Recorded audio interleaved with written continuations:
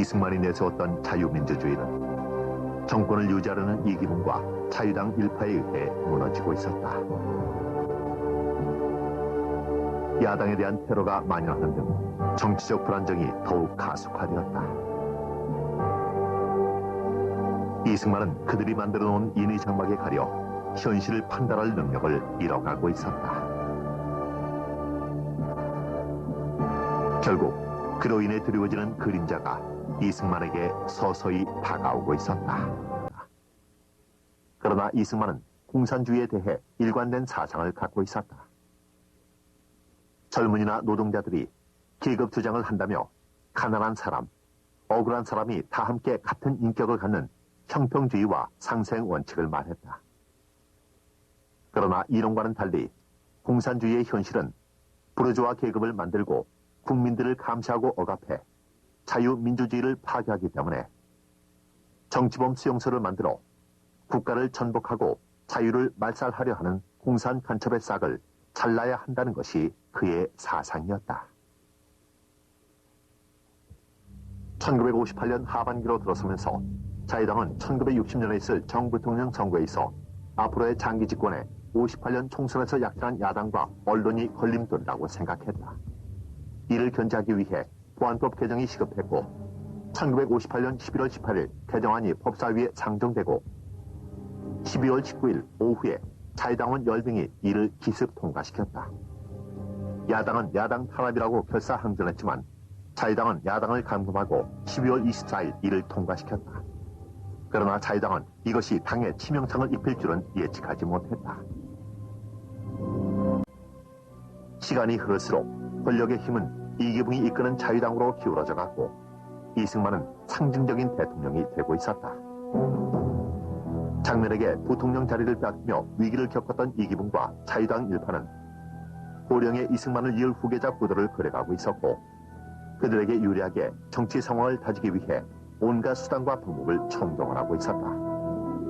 이기붕을 중심으로 내무부 최인규, 재무부 송인상, 부흥부의 신현악, 농림부 이근직, 교통부 김일환 등으로 진영을 짜면서 자유당은 부정선거를 획책하고 있었다.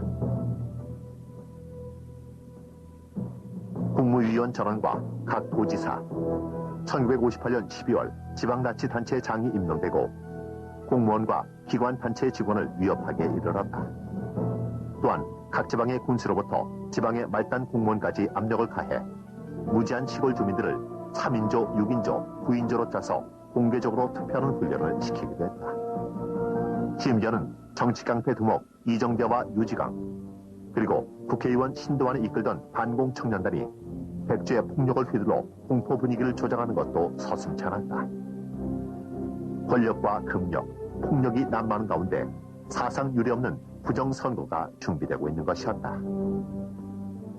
당시 야당이던 민주당은 신파와 구파로 분열돼 있었는데 누구도 대통령 자리에 이승만과 싸우고 싶지 않아했다. 이승만의 카리스마 앞에 도전이란 무모하다고 생각했다. 따라서 이승만이 고령님에 비추어 부통령은 자연 대통령으로 이어진다 생각하고 부통령 자리를 놓고 치열한 경쟁을 벌이고 있었다. 1959년 11월 26일 지명대회를 열어 구파의 조병옥을 대통령 후보로 신파의 장면을 부통령 후보로 선출했다. 자유당은 다가올 4대 정부통령 선거에서 야당을 무너뜨리기 위해 선거 공작을 치밀하게 준비해 나갔다. 이로써 역사의 비극은 서서히 시작되고 있었다. 나왔던 사람도 아마 대선장관님 장기영 씨나 나갔던 사람은 언제든지 교회를 막 논해놓고 마음대로 드나들 그러잖아요. 영문에. 근데 그 자유당의 몇 사람이 장난으로서 저거를 하였죠. 근데 그것이 언제부터 시작이 되는 거니 이건 내가 말을 해야 되는지 알아요. 이기봉 씨는 대통령 시키려고 하는 게 목적이죠. 이기붕. 그는 자유당을 이끄는 막강한 실세였다. 자유당은 겉으로는 이승만에 의해 대표됐지만 안으로는 이기붕 일파에 의해 움직이고 있었다. 정치적 힘은 이기붕에 집중되고 있었다. 이러한 힘을 바탕으로 이승만 주위에는 서서히 인해 장막이 쳐지기 시작했다. 불려 나를 한 사람이다 하면 그까지 찾아내버리거든. 그래서 너 집권당에 불려오는 것도 아셔야 되거든. 뭐가 잘못돼 나가는 거 아셔야 돼. 이거 뭐 이래냐면 그거 아니야. 집권당이 하는 거 잘하는 것만 하지 잘못하는 거 안 하거든. 얘기를 안 하거든. 그러니까 그거 하는 사람이 꼭 있어야 돼. 그거 하는 사람이 그 문제 내에서 내가 이렇게 됐거든. 몇 번 경고를 당하고 그러면 이기봉신 내야분한테 내가 이제 확인하고 비슷하게. 뭐. 아니, 대통령이 정말 이런 장관 아무것도 모르고 앉아서 뭐지. 이승만에게는 평생 마음에 간직한 짐이 하나 있었다. 그것은 그에게 자식이 없다는 것이었다. 그는 구한 말에 볼모로 끌려간 이은의 동생 이유공과 박영효의 딸 박찬주 여사 사이에서 낳은 둘째 아들 이장을 양자로 삼고 싶어 경무대로 불러들였으나 미국으로 유학가 보스턴에서 교통사고로 세상을 떠났다. 그래서 추천된 효령대군의 자손인 이강석을 양자로 삼기로 했다. 그런 이승만에게 이기붕과 박마리아는 자신의 아들 이강석을 양자로 보내면서까지 그의 마음을 사로잡으려 했다. 특히 정치적 야심이 컸던 박마리아는 이 점을 철저하게 이용했다. 이러한 이기붕 내외의 치밀한 계획을 이승만은 간파하지 못했다. 이봉사는 나를 몹시 친합니다. 마음이 인자하고 뭐다. 정략으로는 안 될 정치에. 언제부터 내가 일이 시작이 되는 거니 이강석 양자와 할 때부터 시작이 된 게 사실은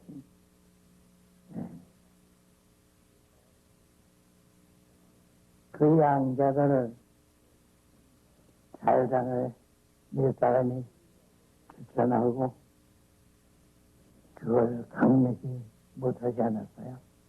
근데 이 박사께서는 그 내막을 모르셨겠죠. 덮어놓고 나를 위해서 그렇게 애를 쓰는구나 하셨겠지. 그냥 말은 자신이 없습니다. 그리고 또 한 사람, 인해 장막의 핵심에는 부인 프란체스카 여사도 있었다. 고령인 이승만의 건강만을 염려했던 프란체스카 여사는 이승만에게 해롭다고 생각되는 모든 것을 차단하기 시작했다. 선거는 다가오고 있었다. 이승만은 여론이 나빠져 있다는 것과 이기붕이 후계자로서 적절치 않다는 것을 파악하고 있었다. 그는 자신의 후계자 문제로 고민하기 시작했다. 1959년 야당의 온건파인 조병옥은 이승만과 대통령 자리를 놓고 싸우기를 거래했다. 더구나 온건파는 내각제를 주장하면서 자유당 비주류와 접촉이 잦았던 만큼 적대적 관계에 있지는 않았다. 사실 여당과 야당의 관계였지만 조병옥은 이승만 박사의 경쟁자가 아니었다. 그는 이승만을 각별히 생각하고 있었다. 나는 조 박사는 이 박사를 부집장으로 아버지나 평생으로 꼭 모시고 있는 걸 내가 쭉 모시면서 느꼈습니다. 항상 대한민국의 건국에 혹은 독립운동의 표시요 그 설계자라는 것을 조 박사는 그걸 인정을 하고 다만 정치적 차이가 있으면 아버지한테 아들이 간하는 것과 마찬가지로 신하가 상소하는 것과 마찬가지로 그런 뚜렷한 그 한계를 지니고 왔다는 걸 난 잘 보고 있습니다. 그와 오랫동안 함께 해온 이기붕이었지만 정치적으로는 부족하다고 여기고 있었고 이승만은 그를 대체할 방법을 구상하기 시작한 것이다. 1959년 12월 이승만은 기자회견을 갖는다. 그는 이 자리에서 한 개의 당에서 정 부통령이 모두 나오게 하도록 개헌을 하겠다고 밝힌다. 이승만은 사태의 심각성을 인식하고 있었다. 민심의 동향도 스스로 느꼈고 이기붕은 나약하고 건강도 좋지 않았기 때문에 나라의 대표로 부적합하다고 결론짓고 있었다. 그러나 한 달이 지난 1960년 1월 국무회의에서 이승만은 그의 기자회견 내용을 뒤집는 발언을 한다. 이는 내각제를 구상하는 것으로 비춰졌으나 실은 이승만으로서는 중대한 결심에서 나온 결정이었다. 무슨 놈의 개헌이냐? 선거를 몇 달 남기고 국민들이 뭐로 알겠느냐?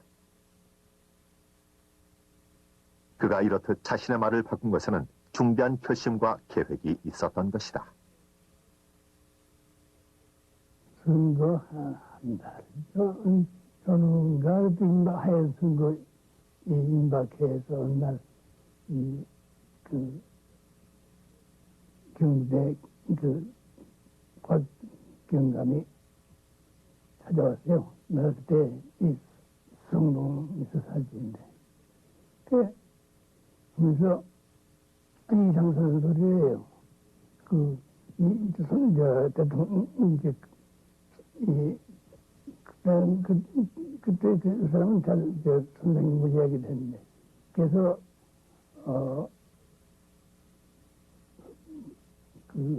부통령감을 날 보고 찾아서 연락하라고. 그래서 왔다고 그래요. 그런 얘기들이 놀라서, 아니, 그런 소리도 말고, 그런 선생님이 그런 얘기 하실 일도 없는 거라고. 그럼 정말 쫓아보내다시피 보내버렸어요. 그냥, 마치 시간은 어떤지만, 갔다가 금방 왔어요. 와서, 이 말씀이, 내 말이 진짜니까, 진짜를 전하니까 과기 얘기하는 걸 내 말로 알고, 하나 저거라 하면서, 과기, 호주머니에 집어서 날 줘요. 그러니까, 선생님 말씀이라 하면서, 만자 하나 산 걸, 가끔 무슨, 좀 어려운 비밀이 여기 있었던 일인데, 그러니까, 증필이죠. 이렇게, 그래서, 놀란 건 물론이고, 그러나, 제 생각에도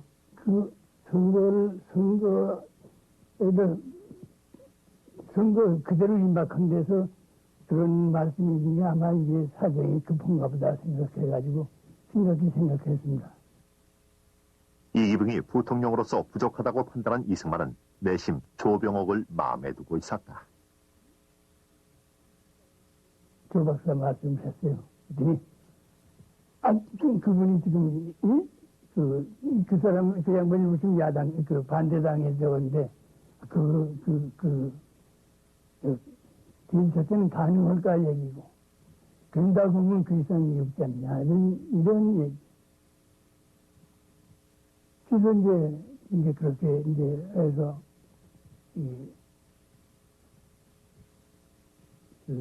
각 경동을 이제 자주 만나게 되니까 얘기를 했더니,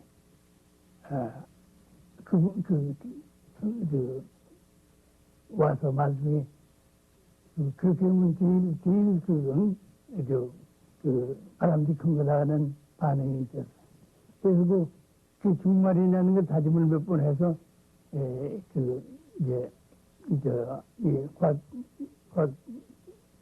중관이 시켜서 한 다음에 자신이 생겨서 그래서 조 박사를 찾아갔어요.